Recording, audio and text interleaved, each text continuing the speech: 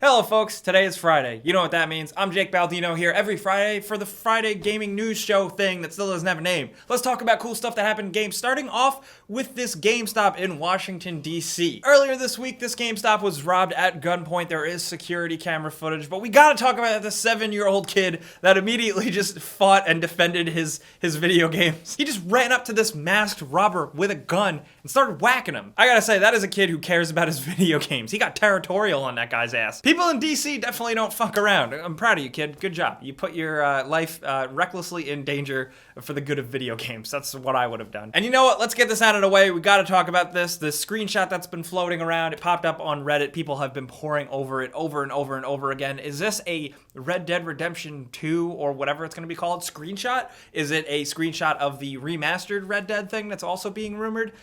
We really don't know. I'd say it's not a remastered Red Dead Redemption because of some people on Reddit breaking it down. But there's all these little details for and against what it is or what it could be. So I link that down below as well as everything else I talk about this week. But I do think it's interesting and I'm really excited because I really hope another Red Dead game is a thing. Next week, of course, is E3 in Los Angeles. I'm very skeptical of whether or not we're actually going to hear things about this game. I'm 50-50 on it because Rockstar is, weird like that. But I'll be there, so hopefully I see some cool shit. So if you see me at E3, say hi. Most importantly, though, what do you guys think this screenshot is? Is it a hoax? Is it real? Are we just like overlooking into something that was just an old work in progress screenshot? But who knows? But in other news, look at this little turtle. I don't know. I thought that was funny. It's just like a little somebody made like a little Bowser, shell, like they knit it and they put it on a turtle and the turtle's walking around. Yo, for real? Yeah. And the thing of the month is definitely Overwatch. Everybody's like, Overwatch. I'm having fun with it. It's pretty good. I'm not pretty good. But the thing here is that the play of the game is not the greatest sometimes. Blizzard has spoken how they are working to fix it, but they've said that it's just proving difficulty from a mechanical perspective how it's set up. But I really do hope they amp it up a bit because the play of the game isn't really just about who got an awesome amount of kills. It's more of when you guys work together and do things because that's what Overwatch is about. So I'm curious to see if they can actually emphasize that with these. Also, I guess because it's a Blizzard game, it is already incredibly successful. Apparently 10 days since launch, 7 million players logged 119 million hours of play. So there's 7 million players of this game. That's a lot of units sold, right? The latest E3 rumor on the streets is Dead Rising 4 will be making an appearance at the show. And apparently, according to this NeoGAF insider guy, which, isn't always the best source, but he said it apparently will make fans very happy, which to me only means one thing. Frank West makes a return. I'm calling it now. If Dead Rising 4 is a thing, I'd like to think that they're just going to stop fucking around and let you play as Frank West again. The only character in those games who actually had any merit at all. I'd also be very happy to see them just kind of return to a shopping mall. I don't know. I feel like that was the best setting. They've tried other things. They've tried more of an open world thing, and it just hasn't jived. So I'd like them to go back to more of that traditional style of level design. I'd be down for it. What if they make it level based? Yeah. And first person.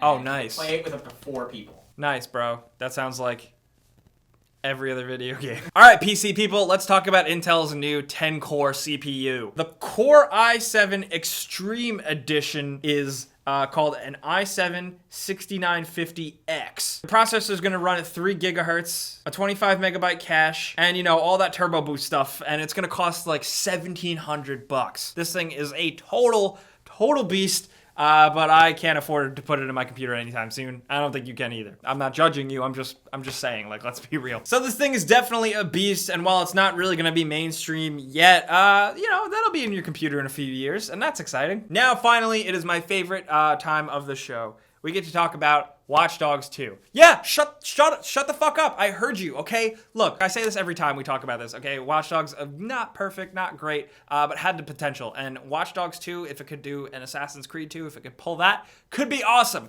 And it is pretty much totally definitely a thing. I don't know if you guys saw, but the Rad Brad tweeted a thing on Twitter, and it looks like he basically got a little gift basket branded with Watch Dogs 2 stuff. Judging by the fact that it wasn't taken down and he hasn't really commented on it anytime else, it seems like it's real, I guess, and Ubisoft is okay with him tweeting it out there because they have also pretty much all but confirmed that Watch Dogs 2 will make an appearance at E3 and get its debut there. I'm just speculating a lot because the thing that the Rad Brad got is a Ray-Ban sunglass case, which, sunglasses, that leads me to think different location because of sunglasses or something. Maybe now the main character, instead of having an iconic hat, will now just have iconic song. Oh god. So you know what? That is a thing. And you know what? If you are a cynical internet person, I am too. But at the end of the day, I still like getting excited for things being, debut at E3. So time will tell. We'll just have to wait and see, I guess. Also, for those of you that like to read, I linked a piece down below. Someone who worked for Lionhead during the course of the original Fable's development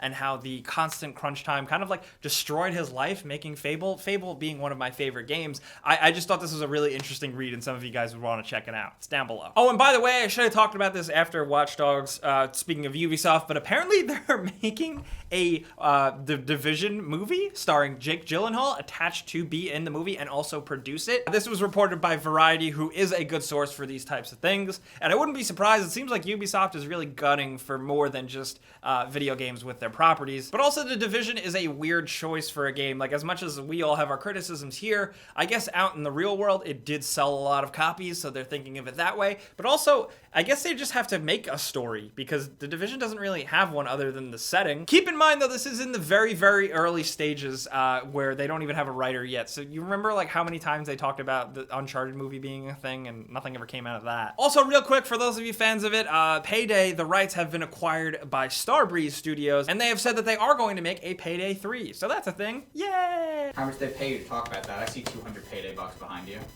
Oh! Yeah, look, that's actual Payday money.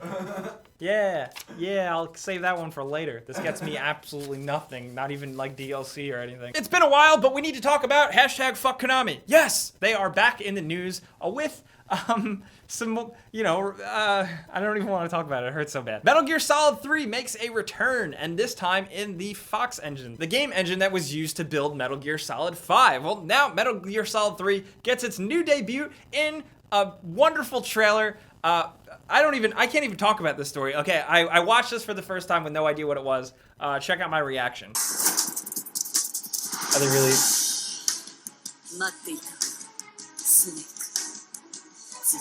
Like, I want to cry. Like, kind of like, this is amazing. They modeled the whole thing in boxing. Fuck, he looks amazing. Oh my god, I'm like gonna cry. Fuck you. They put it in a fucking Ghostbusters machine? Are you kidding me? What is this? The fact that they took the time to render legendary Metal Gear Solid cutscenes in this new graphical engine and then slap it in a fucking pachinko machine, which is basically just a fucking like slot machine.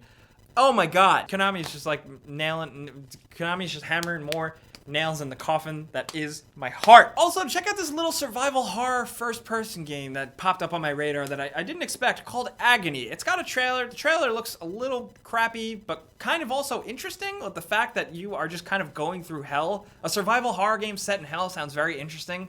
You play as a character who has no memories of how they got there, and they're just going through hell, and you can control people's minds and stuff. I don't quite know how I feel about it, but I'll take, new attempts at survival horror again, and, every once in a while I'm just looking for a weird little game. I'm kind of 50-50 on this one, though, just by the trailer. What do you guys think? And in what I thought was a completely hilarious story, EA was speaking about how they had meetings talking about the setting of World War I for Battlefield 1. I spoke about this a few weeks ago, saying that apparently it was real hard work for DICE to convince EA to do this, to set their next game in World War I. At a talk, EA CFO Blake Jorgensen had some really funny shit to say about this. He said, and I quote, "World War I, we were worried that many of the younger consumers out there didn't know that there was a World War II or Vietnam. So World War I, And I gotta say, like, for once, I actually have to agree with one of the heads of EA.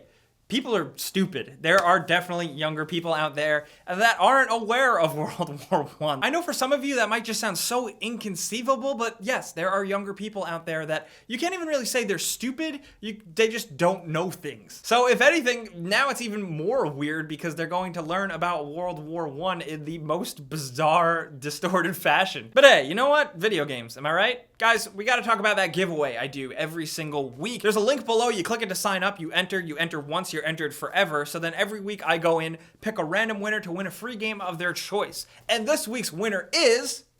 You want a free game, I'm gonna be contacting you. Hope you like it, the game, not me contacting you. I mean, that's cool too, I guess, maybe. Also, I'm about to cross 20,000 followers on Twitter, and I'm gonna be giving away a DRM-free version of The Witcher 3 Blood and Wine. For those of you that want it, if you're not there already, come hang out, come follow me over there. Let's talk about video games. But holy shit, there's a lot of things to talk about this week, especially ramping up before E3. Number 1, that Red Dead screenshot thing. Do you think it's real? Number 2, how do you feel about Overwatch? Are you digging it? And what do you think Blizzard should exactly fix? And number 3, Watch Dogs 2. You down for it? I am. Am I crazy? You can tell me. There's a lot of stuff to talk about this week though, so I do want to hear from you guys down in the comments. You know, what do you think about the stories of this week? You know, you can also talk to me on Twitter, Facebook, Instagram, Snapchat, all those places. More and more people watch this show every week, and I'm so freaking happy you guys are here. And you know the deal, clicking the like button helps us out even more. And if this is your first time here, subscribing is a good idea because we put out videos like this every single day, and I'm here every Friday. But as always, thanks for watching, and we'll see you guys next time. Pizza's on me.